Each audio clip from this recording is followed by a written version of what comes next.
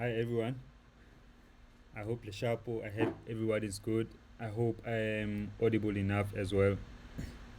Yeah, welcome to a brand new week. Another edition of the Bread for Soul Convos. And today I have got on the other side of the line, I've got ENOSOUL, DJ, and now a producer. But this guy is also a promoter. He's a hustler, of note. ENOSOUL has to date 5 compilations, into deep compilations, and I have the privilege of chatting to him. Musanda, Dimashero. Enda, da, Varmi. Kakata ona man. Yeah, Usiami man, Ushao. yeah, I'm good, man. I'm good. Cool. Thank you so much, bro. Firstly, for spending your time like this with us. Yeah, thank you for the invite, man. Thanks for the invite.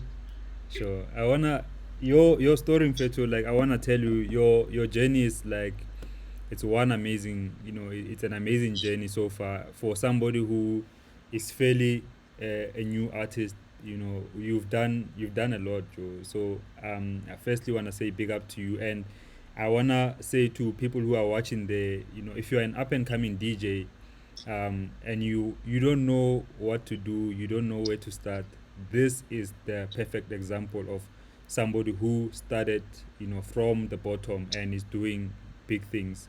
Bruh, tell me about your early beginnings. When did you get in touch with house music? Where were you at the time?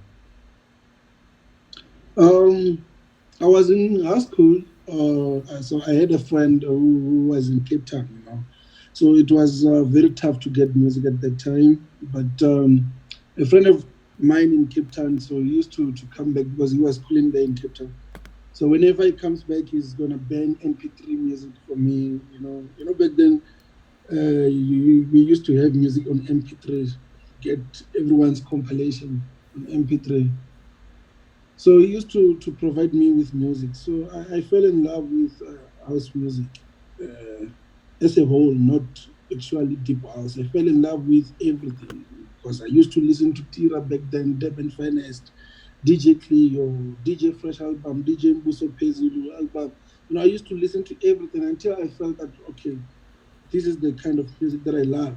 And then I passed my grade 12, and then I was coming this side of Pretoria, where I found out about House 22, and then that they play the music that I actually love. So that's when I started going there. I remember most of the time when I was going, I used to go there.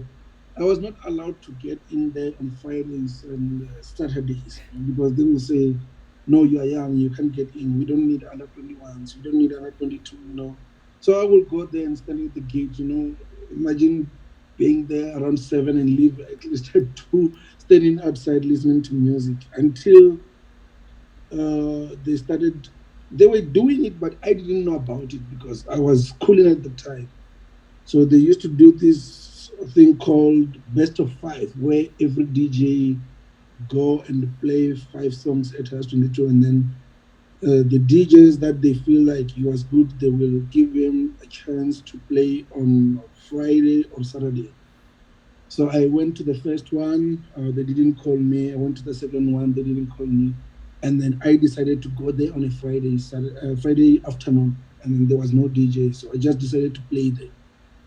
Sure. So I used to go there all the time, play, go there until the other day. I think JR left work early, and then he was there. So he was surprised. Okay, who's this guy that is playing? Who gave him permission to play? But he didn't tell me anything. Like, he told the workers, who is this guy? He was asking them. And then he gave me a chance. Like, he didn't come to me, and he was listening to me. And then after playing, that's when he was like, okay, who gave you the permission to play? And then I was like, no, I saw there was a DJ, no DJ. Then I just decided to play. And then he said, okay, what are you doing tomorrow? And I was like, no, I'm free. He said, okay, you can come play tomorrow at 5. And then that's when I started playing House 22. So Thursdays I'm playing House 22. Friday I'm there. Saturday, Sunday. So every day I was there. Yeah. Every day I was there. Yeah. So I actually started playing there without a permission until they noticed me. I Sure, just wanted to be noticed. Yeah. sure. And Yeah. oh, so during this time when you were playing without without getting noticed, ne, were I assume you were not getting paid. You were not getting any money from this, right? No, like it took me a year to get my first pay at hospital. Sure. No, Yeah, no. it took me almost a year. Yeah, because I was not on the lineup. You know, I was not on the lineup. I was not on the flyers. And when they pay someone at the bar, they have to pay according to the flyer. That okay, he was playing today. Here's the proof. He was on the flyer. So I was not on the flyer. You used to be there most of the time. I'm sure you know how it works there. So it Sure. was like that. I was just playing for me without even expecting money. Even the day that I got paid, I played on a Friday. I was on a lineup. They put me on the lineup. I played, and then I got a call on a Tuesday and say, "Hey, there's your money here from Friday. You haven't collected it." And I was like, "What money?" And say, "No, there's a money here. They said we must give you money." And then I went to the bar. They gave me the money. I was not even expecting it. Sure. Power, bruh. Yeah. How do you remember how much that was? It was 500 rand. I love this. I love this, bro. Like the reason I love your story so much is because we've gotten to a point where up and coming DJs, people who are just starting out in the game, have got so much entitlement, but Yeah. they don't want to put the hustle on. Like everybody feels like, not everyone, but like you see a lot of young cats, young ladies as well. Some of them, they feel that because I know how to DJ, because I can mix two songs, so I need to be paid now. You know what I mean? Like, and you Yeah, true. played for a whole year for free, and your first payment was 500 rands, my man. Yeah, I love this, and for me, it's also a story to say. I always say to people that if you are just getting into the scene, you always leave room for exploitation. And what I mean by that is that don't always think that you need to get all the time, especially when you are starting out. Even when you are in the scene, like I have some moments and some deals that I do where I feel like, okay, I could be asking for more from this, but because I want to see myself in a certain platform, I'll probably do it without asking for more. In return, knowing that somebody might notice me from there, and then I can charge that person more or whatever. So sometimes it's very good, guys, to leave permission or leave room for exploitation, because you never know where that will take you.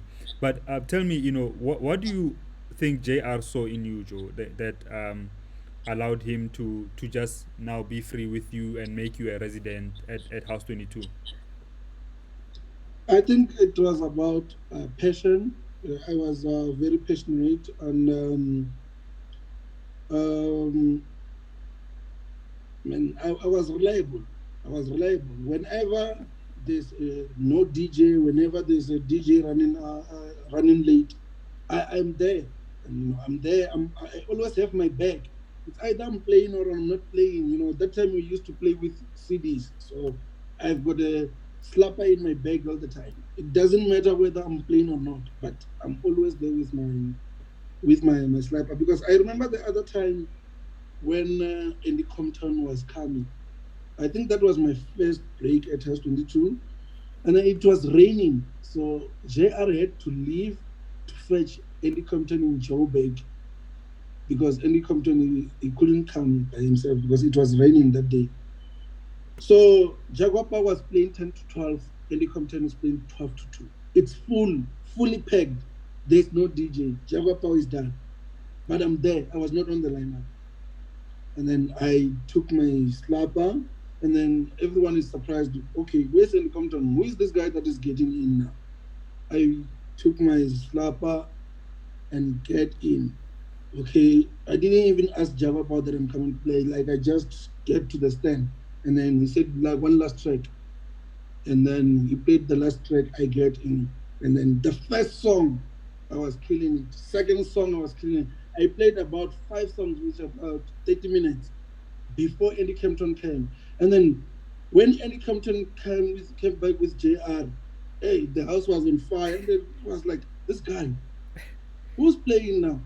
And then people started to notice me and say, no, this guy, because most of the time, the people who used to go to House 22 in the afternoon, they after work, they go there around 8, they leave. So those ones who are coming to Groove, they come from 8 and stuff. So they never knew me because I was playing 5 to 7, 5 to 8, 6 to 8, so it's before they come. But that day, they were surprised. Who is this guy?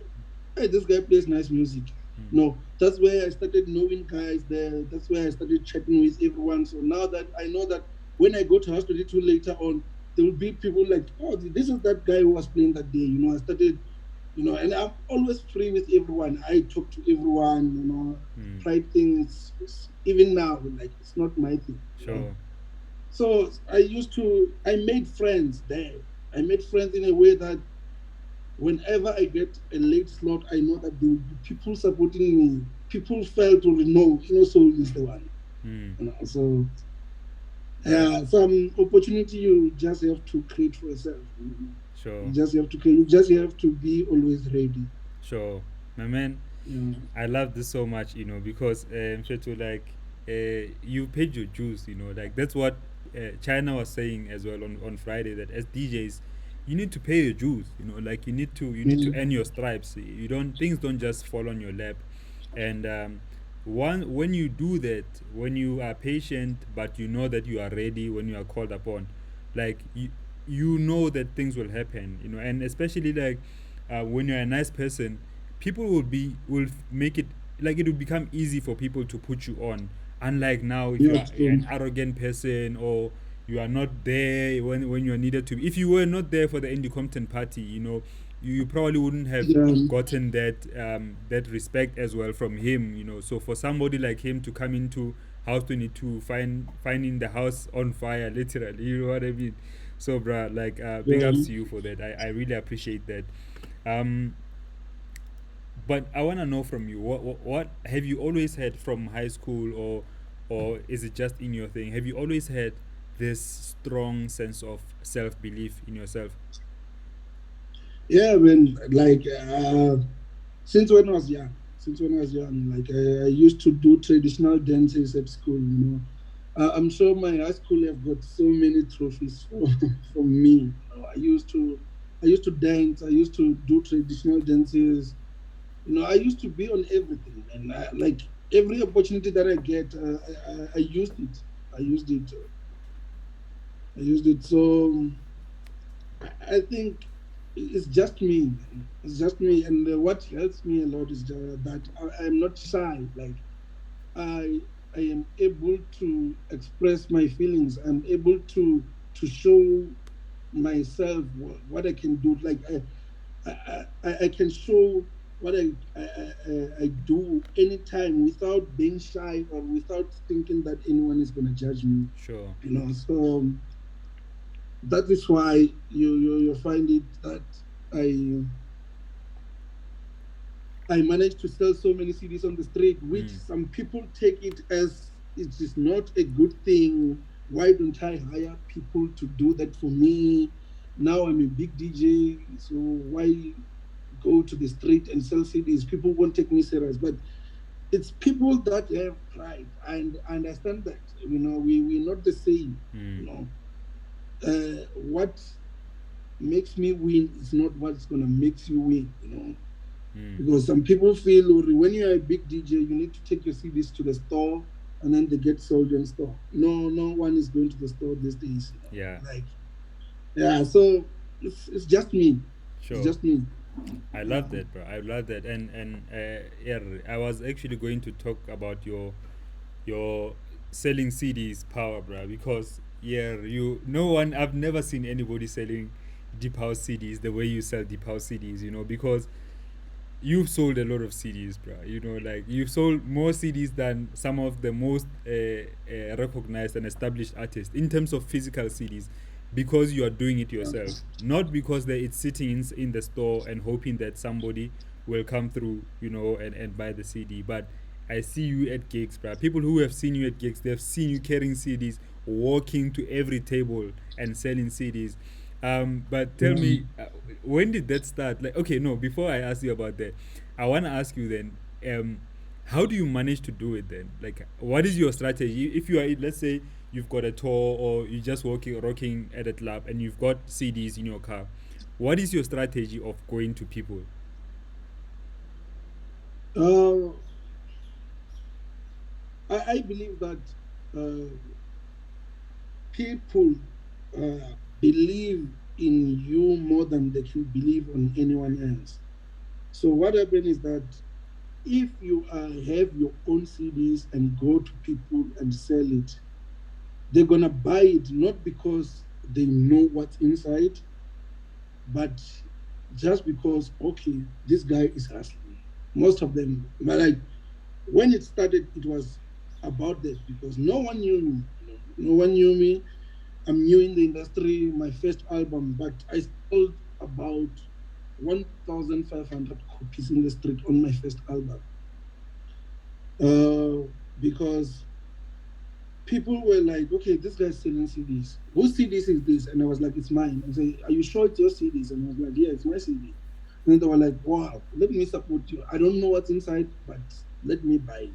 So that thing helped me because while they bought my first album, they enjoyed it. So it became simple to sell the next volume because if you bought the first one and enjoyed it, when you see me again with the next one, you don't ask again. You call me and say, bro, please sell me the CDs because already you know that the first one was good.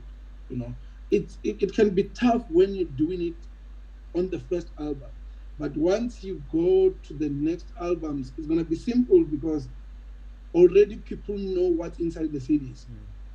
Mm. So at the first time, it was, I can't say it was difficult because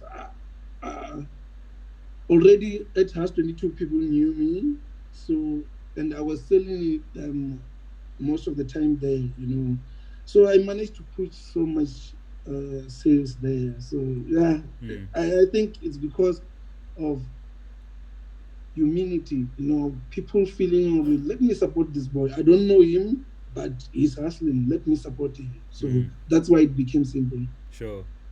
Bruh, Yeah. that is powerful, bro. And you are like the our own version of DJ's Boo. You know what I mean? Your hustling is on another level, and I think you if you carry on like that, it might not be CDs. It could be you could literally sell people anything, bruh. I strongly believe that.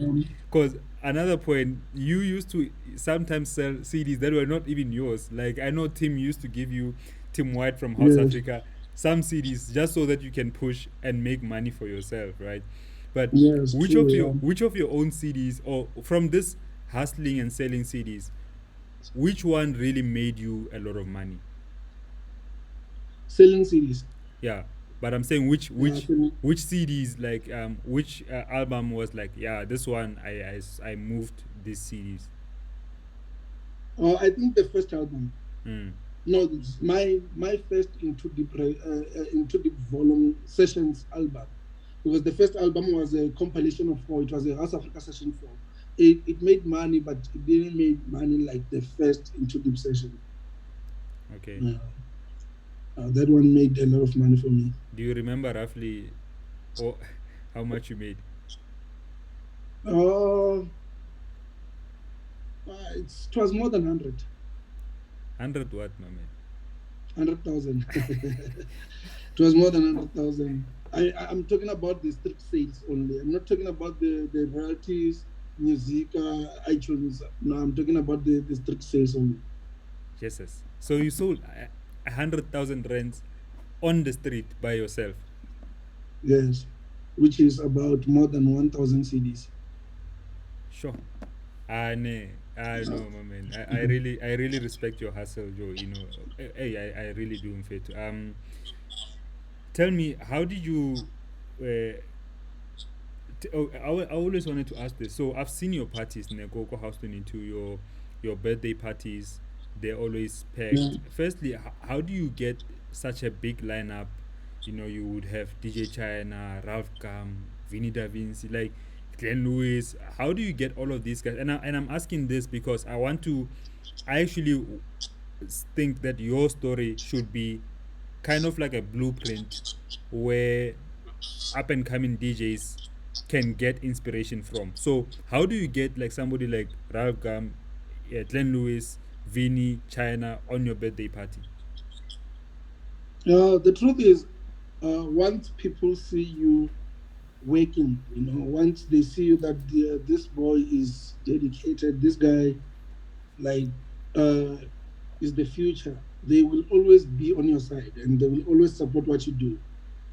So it's easy for me to get them because it's a matter of calling them and say, "Hi, brother, I'm having something.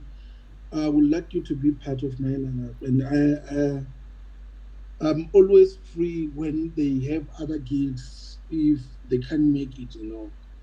So it's about them saying, "No, I mean, we know, we're gonna need, one day." I think that's what they think, but it's not about that. It's about, it's our brother. Let's go support him. Mm, Because that's how everyone that I put on the lineup became a brother. It's because I've been always there at the gigs. Once people see you all the time on the gigs, on their gigs, they are playing, you are there. The next day they're playing there, you are there. They get used to you. You become friends, and then when you become friends, friends will always be there for you too. mm, So that's what happens.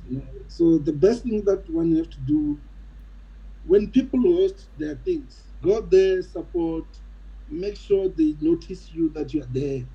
you know have conversation, mm. take numbers, but don't talk most of the business there, especially when you're drinking alcohol. Sometimes take numbers, make jokes there, and then the rest you will talk on the phone. Sure. So it's about that. I'm always there where people are doing things. I mean, if they can say Christos is playing in Atteridgeville and I don't have a gig, why not going there? Mm, I can go there because when I get there, of course, I will be sitting with Christos. You might find out that okay, Christos is playing there, or he's there early, or after playing, he doesn't want to leave, he wants to drink. So that means you get an opportunity to sit with him and drink with him. Now you need to understand, okay, he's done playing, why he's not leaving, and then stuff. So you just need to be there and understand how the legend do things.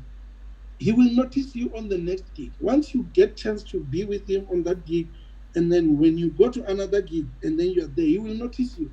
Now it's like wherever he goes, you are there.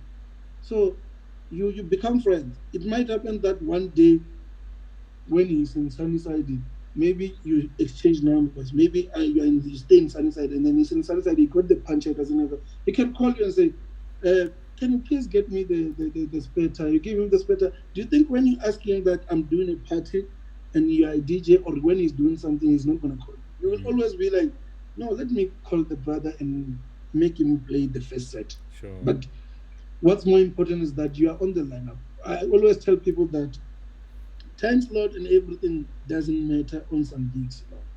You just need to appear on the lineup. Once your name is on the poster, you're good. It doesn't matter what time you're gonna play, but once your name is on the poster, you're good. So Mm, association, I think you yeah. need to associate yourself. I think you are right, my man. I love all of the Yeah. points that you've touched because um, it's something that I've learned. They call it uh, digging the well, digging the well before you are thirsty, and that Yeah. basically means that you kind of work towards something. You're not saying you helping Christos with a puncture because you want him to give you a gig, or you attend his gigs because you want him to do No. no. But you're saying you attend his gigs to show him that you're supporting him, and Yes. in turn, one day he might do a gig and call you. But also, on the flip side of it is that you on the other hand, you are not only waiting for Christos to say come and play at my gig. You are also doing something so that he doesn't Yes. only notice you at gigs, but he notices that you are actually you've got a movement. You are selling CDs here. You are doing this and that. And I love that, my friend. Yes. And I wanted to ask you about the support. So for your parties, actually, I've always wanted to know this. Like, do you think? are you getting more support from, like, when you do your party score house 22, just based on the people that you see, are you getting more support from your fellow Limpopo people? You know, because I see like Nedimane, he's got his own following. These people support him. Obviously, you've got other people, but it seems like you do have a strong support from people who are from Limpopo. Yeah, people from home, yeah, they always there, man. Honestly, even people that doesn't go to House 22, but once I do something, they are there. Mm, I love They are that. always there. People from home, they really support me a lot. They really support me a lot. Mm, Because I remember on my previous gig, a friend of mine bought 80 tickets and say, just give them away. Whoever you feel like is gonna come, give them the tickets. mm, I'm buying 80 tickets for the show. sure. So yeah, people from home they always support me. When they buy tickets, they buy time. When they buy CDs, they buy time. I met a friend um, on Thursday. On Thursday, a friend of mine came. He was coming to fetch a sweater. I'm selling sweaters. So when I checked on his car, he had about 5 CDs. He bought 10 CDs last year, December, when I released my Interlude Volume 5. But he still have 5 CDs, which means he didn't buy those CDs to give them to someone, but there are few that he gave away, but he still have five. So he bought them to support me, Sure. so I am very grateful from with the love from home, and Mm, people from home, they are really supporting me. Even on lockdown was part on Friday, their tweets are like, I noticed them, like mm. they were tweeting all the way, they were supporting, they were calling, WhatsApp everywhere, they really supported. Man, I love that so much, and it shows that when you are doing something good, and it's even better, bro, when you get a lot of support from home. You know, because home really is um, should be kind of like a stronghold. You know, and I love it, and it's not only you. I've seen this with a lot of artists from Limpopo. You guys get a lot of support from your own Joe, and I really wanna say, if people are watching this, if you are from Limpopo, whether you are in PTA or ever Maro to Limpopo, big ups to you because you guys support your own. I really appreciate that. no, they Um, really do, for they really sure, do. for sure. And one other thing that I appreciate that you did, and we spoke about it this morning. I asked you, why did you take that down? I really appreciated that you posted, you returned your car because of the lockdown. You knew that gigs were not coming. Why did you return your car? um I didn't want to, to struggle, man, with the car, because at the moment it's not like I need it. And right now I've decided to, ever since last year, I've decided to have a driver to take me to my gigs.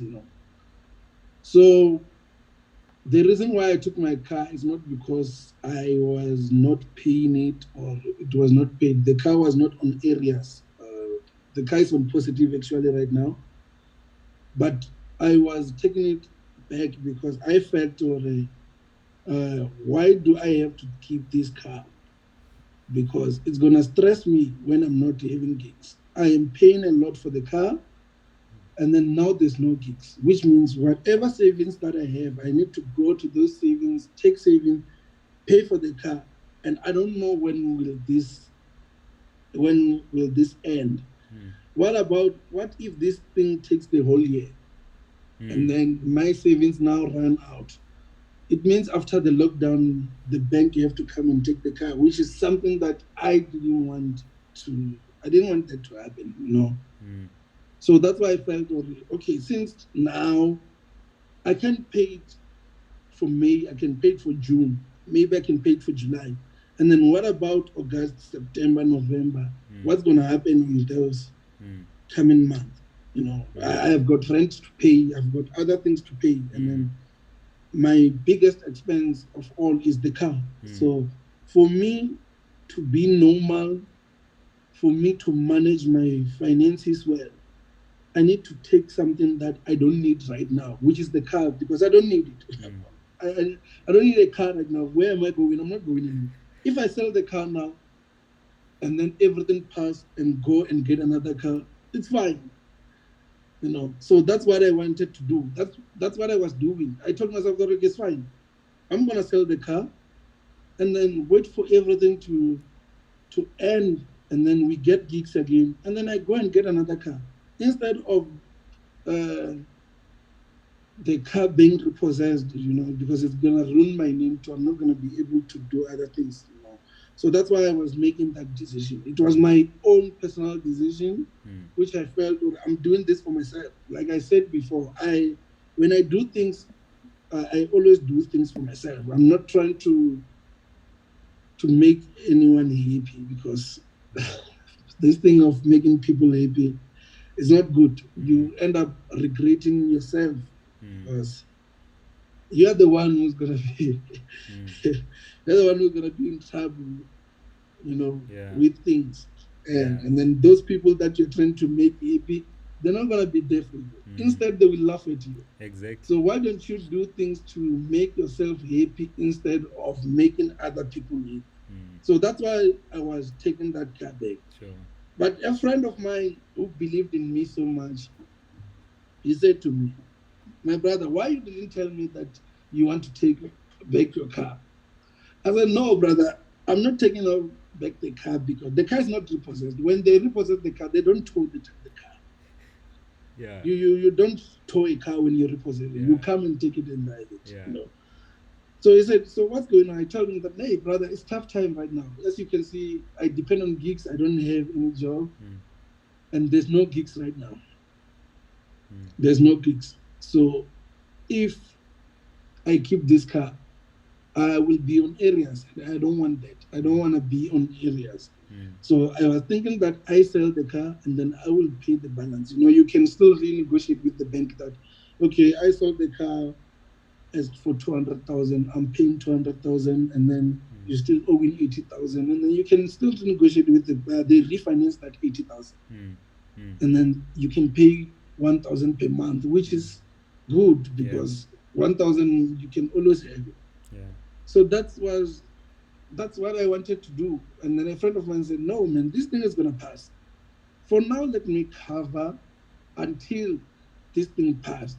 I know that when this thing passed, you will be back on your feet. You are a hard worker, you will work and you'll be back on your feet. So let me cover the car for now. Mm, When this thing passes, you will pay for your car. You have been paying for the car. If the car is not on areas, it means you have been paying for it. mm, So you can't take the car back because of something that might happen for 3 months, you mm, know.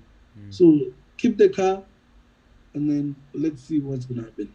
Man, shout out to your friend because I think friends like those, hey, they are needed, my man. You know, like they are God sent, to be honest. Because when you have trouble and somebody to assist you like that, it's a yeah. I really respect that. But I also Mm. respect the fact that you decided to take it back and without having any shame. Because I'm like that too, bro. I'm not gonna be shameful about my situation in order to please people. So I really, Yeah, really, true. I truly respect that. And talking about cars, you have a history with car accidents, man. Yeah, You got a history with car. Actually, I remember my first car accident. I was with you that time. Do you yeah, remember? we were together. We were coming from From Kimberley. Kimberley. And Yeah, we were involved in the car accident. Anyway, nothing. We never got hurt. But yeah. out of all of the accidents, which one was like kind of scary for you? Oh, yeah. The first one. I was playing it so fresh until three. Yeah, that one was it was a trauma. That one, the one that gave me the scar. You know, Yeah. my lovely scar. You know? So yeah, that one was the bomb. It was a bomb Mm. because I fell asleep. You know, it was very cold that day. It was on the 6th of June. It was very, very cold that day. And then I decided to switch on the heater from Randburg until when I get to Centurion. By the time when I get to Centurion, I was sleeping. So I fell asleep. Mm.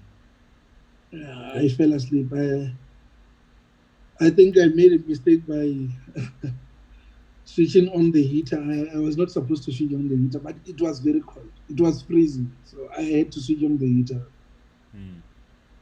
Um, And were you badly hurt? uh, the doctor said it's just a scratch, so it's just this scratch. It didn't affect anything, so it was a scratch on me, Apart from because what happened is that I fell asleep and there was a truck in front of me, and then I hit the truck from the behind, and then the car got under the truck, and the car had a sunroof. So that sunroof fell, and then when it fell, the it fell. I think it came straight to the eye and scratched me from here, until back here. So it was the sunroof. I'm sure if the car didn't have a sunroof, I was not going to be injured. sure. But my man, I guess it's your vendor jeans there were working for you. uh, and Ah, no, man. What's important is life, man. definitely, Life. definitely. But Yeah. I'm glad you got out of that, bruh, safely. I wanna ask you about you got this this tendency of playing topless. What happens when you decide to, now I'm gonna remove my top now and I'm gonna rock? Oh man, it's it's excitement. It's excitement. It's a creative vibe. Sometimes you need to be creative. You need to do something that will make people talk about. Uh, I believe that when you're a DJ, don't be that DJ that people will forget you. You don't need to be forgotten, because I think Christos, Glenn Lewis, they always say that. Um, you don't have to be a DJ. That's what I learned from them. They have told me that personally. Don't be a DJ that people will dance today and then tomorrow they forget your name. You need to do something that people will say, "Do you remember that guy yesterday who did this? What's his name?" People need to talk about what happened last night, and you need to be part of what they're talking about. You need to create some memories. You need to create something that people will always, when they see you, they see that. Taking off a T-shirt is nothing new. Oskido used to take T-shirts all the time. Last Baron Roth, I booked Last Baron Roth in 2018 in Pretoria. When I was playing, I took off the top and do it like this. It's nothing new. International guys, they always do that. If those ones are worth, they even take top off and pour drinks on them. So it's nothing new. Creating vibe. When you do that, people get happy. The party's on. When you get to the party's boring, and then you get there and create the party. You need to do something that people will always say, "Wow, we had fun yesterday. That guy took off the top one." I'm not even ashamed. I don't have a six pack, but why would I be ashamed of not having a six pack? Yeah, Taking off a t-shirt is not nothing new. yeah.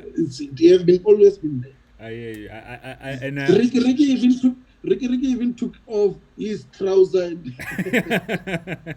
fake it. So no one forgets about that performance. Everyone's like, "Wow, that day Ricky was on fire because of what he did. He took off the trouser and then he performed like that." sure, no, So it's something that people will never forget. sure. Yeah. So do something uh, that will make you not to be forgotten. You don't have to be forgotten.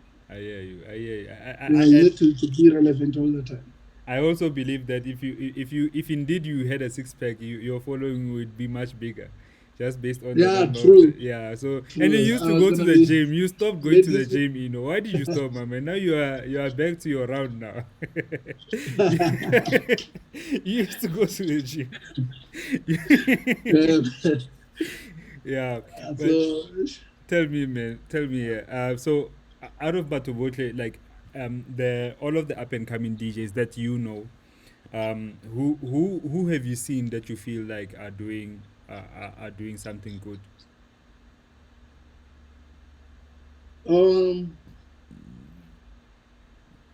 there are many. Yeah, There are just give me many. a A lot few. of Oh, people they're doing things for themselves, man, and I love the way they push. Even when most of the people like are not good on pushing, like direct. They are social media people. Mm. They are social media people. I love the way most of the upcoming push on social media. They always uploading their tracks. They always uploading their mixes. Can you name But one or two people that you've seen that are coming into your head right now? oh, let me think. Let me think of maybe um, there's this guy from East Friend, Last Born. Hmm. I'm not sure if you know him. I know him. Yeah. Yeah, he's one of the people that I feel that is doing good. He's pushing, like he's associating himself, which is good. Like what we've been talking about, this association is very important. Hmm. You know, the other person that I can think of now, um, on the upcoming, I'm trying to think.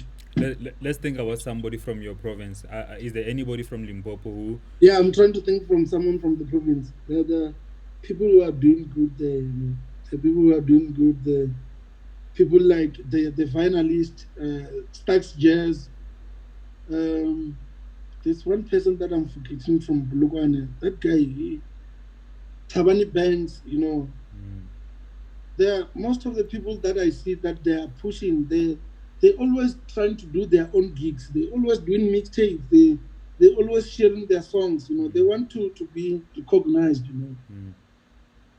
There are a lot of people. Yeah, yeah, I like that, Yeah. man. I like that so much. And if you are one of those people, I mean, even though if didn't mention you, but if you are doing something for yourself, if you are pushing, whether other people are recognizing yet or not, you should be proud of that. And I think it's only a Mm. matter of time. Like small things like that. Or we may see, you may think that they're small, but steps like that, they actually take you to the bigger picture, to the bigger vision. um and I wanted to ask you, bro, like just before we wrap, I know you've just recently released your song with Zano. um it's called, what's the name of the song with Zano? Sacred Space. Sacred Space. Yeah, yeah, yeah. But I wanted to Yeah. ask you, because yesterday when I called you, you said you're working in studio. Who are the some of the people that you're working with in your productions? Oh, yesterday I was with King Detoy and Spinwax. I've got Team AD from Godfathers of House, Mr. Milk D, XTC. I just have my group of guys that I work with. It's not like I have so many people that I'm working with. Most of the people that I work with are vocalists.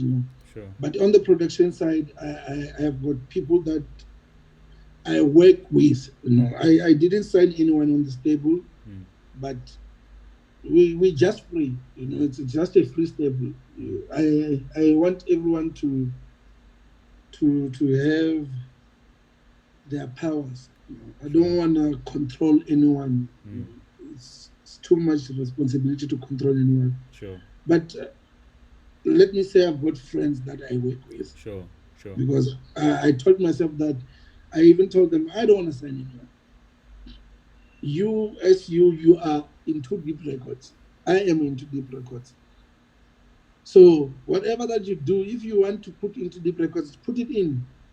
It's yours, you know. Mm, But this thing of signing stuff, once you sign someone, you need to start paying them. And then how do we pay them when it's tough time like this? So that's why I don't want so much responsibilities of that. What I can do is just to license their songs and release them, and then we'll do the royalties.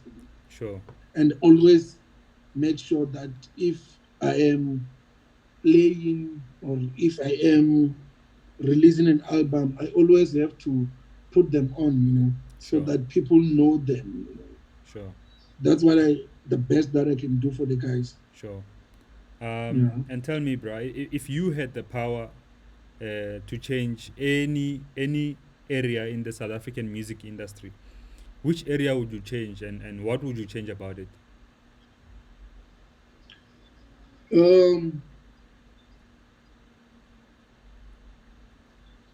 I'm trying to think of a place where I have been and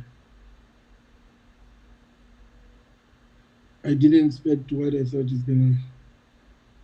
Even if it's not Work. like a place per se, but like my question is more towards if there's anything about our industry, our music industry, anything that you could change and you had the power to change it and influence it, what would you change about our music industry?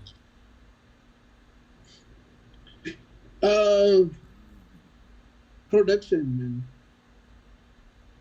Product. I mean, club production, events production, Mm, sound. I will change that. Our sound, our production, it's always poor in most of the gigs. mm, I wish if I have powers to, or if I had a sound where I can just say, guys, just cover whatever you can cover and take these productions so that you have the best party. You know, most of the parties are good, but the production is not good and the sound is poor all the time. All the time, South Africans are facing the poor sound all the time. We don't have sound. We don't invest in it. mm. I watched Christos and Black Coffee interview last year. I think it was early this year. Yeah. He was talking about that and saying South Africans invest more in couches more than production and sound, which I think he was right. So that's why most of the time on my parties, I make sure that the best that I can do is not to have couches or benches or anything and have powerful sound. Mm. You know? So if there's anything that I can change in the industry right now,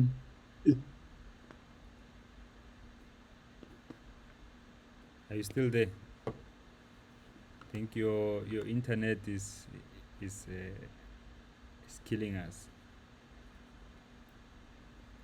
Okay, let me let me just close the show. But I guess everyone we got the gist of that. It was the last question, at least. At least this didn't happen during the gist of the interview. But thank you so much for watching, guys. Firstly, I just want to say I'm very inspired by ENOSOUL's journey. um, I'm inspired by his work ethic as well, and I think we can all learn something from him. If I could sell CDs like he does, I would be the happiest person. But I think we can always learn from one another. We can learn from one another's hustles and struggles, and try to make the most of our own careers, guys. And shout out to people like JR from House 22 who put on.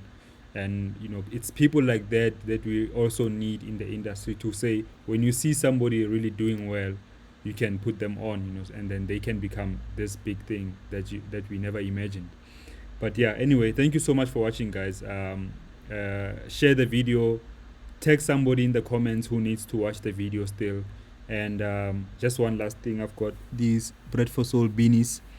If you're keen on it, yeah, please give me an inbox or send an email to merch breadforsoulmerch at gmail.com to order the beanies or the sweaters. I just received something. You're still there. I'm glad you're here, man. I yeah, was just about to close. So you know let's go riding your sound, or yeah. yeah. Who are some of the people that you work with on your productions? I think let's give them a shout out.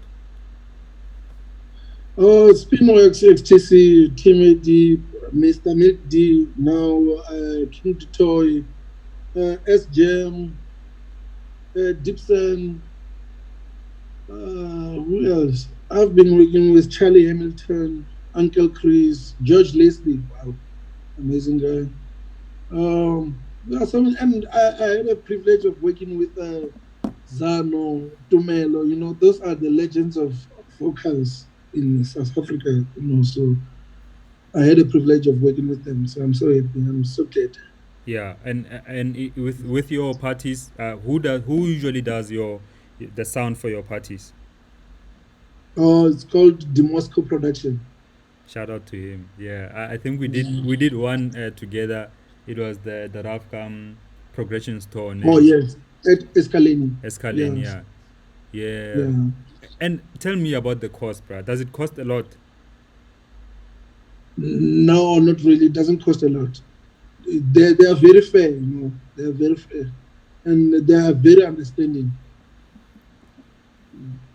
How, like, so to some people, like, for example, do you, I know that, for example, a sound company can give you a fee to say, for this event, if you want this sound, we want to charge this much. But sometimes you can have certain deals with companies. You know, if it's your own event, you can share some door takings and pay some money. Yeah. um just give me like an example of, for example, a deal that you would work out with a sound company like this. I'm just saying this because so that people are aware that there are other ways of doing a deal with companies. Um, if you're a DJ and you believe in yourself, I'm sure even the people you want to work with, they can believe in you. So you can always give them a free gig, you know, in return of them giving you some. You know, if they think you can pull enough crowd for them, or having you on the lineup makes it different, you can always uh, ask them that, guys, please help me with the sound, and then on your next gig, I will I will be part of it, you know. Yes. Yeah. Or maybe if you feel like it's worth it, you can still give them something. You can Yeah. still give them cost and stuff, you know, because you as a DJ, you can just drive and go there and play. But them as a sound company, they have got workers and stuff that they need to pay, you know. Mm, mm, So you can compensate, you know. You can yeah. just say, guys, thank you so much for coming. Please cover petrol for the trucks. Maybe they bring in two trucks with the sound and stuff. You can say, please have 10,000, please have 15,000 for the sound. Mm, Thank you so much for coming. You know, it's a relationship that you create for yourself.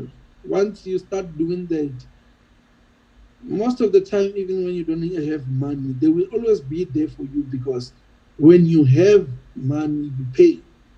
But when you don't have, they will understand. I have had parties where I didn't make money, and then they still understand that, okay, he didn't make money, we were there with, so mm, no. When I was compensating them, they said, no, brother, don't worry, we are good. mm, mm. So it's about making a good relationship with people that you work with. Sure. Don't say, I'm not paying because I also do them a favor. Sometimes when you make money, You pay.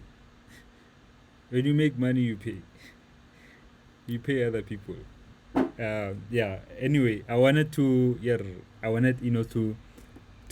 listen to this. So I've got a voice note here from JR, and I'm gonna play it. This JR is the person who put ENOSOUL on from House 22, and luckily he sent this right on time. So I hope you guys will be able to hear this.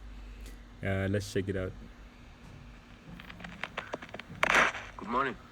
This is JR. ENOSOUL. I met ENOSOUL as a very, very, very young man from Venda. And he was this.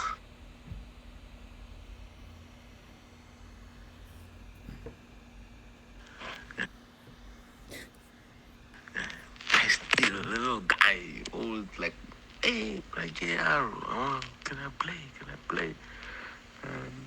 But there was one thing special about him. He was very passionate. I think he always knew what he needed to do so that he can progress musically. So he always knew how to spot the gaps. Like he would come early in the club and take up the early slots. And we also had something called Best of Five on Thursdays. So he was always there.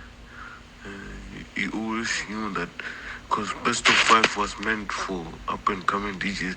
So he became a sort of a regular on something that was supposed to be a once off. So his passion and the fire has always been there. Yeah, I mean that's a bit low, but I hope you guys heard it. But he's basically saying ENOSOUL was like passionate always, and he was always ready. He was always there, waiting in the line and ready to put in the work. And I think, like we say, guys, it's a lesson for everyone. If you could learn from this to take your own career and your own journey to the next level, you need to have certain qualities, and you need to work on those qualities. If you don't have them, work on them, get yourself better. But um, don't have any entitlement towards this thing. Yeah, I think we're done, guys. Thank you so much for watching. Check you out tomorrow. I've got Monique Bingham as a guest tomorrow. Come through at 9, and yeah, let's stay creative.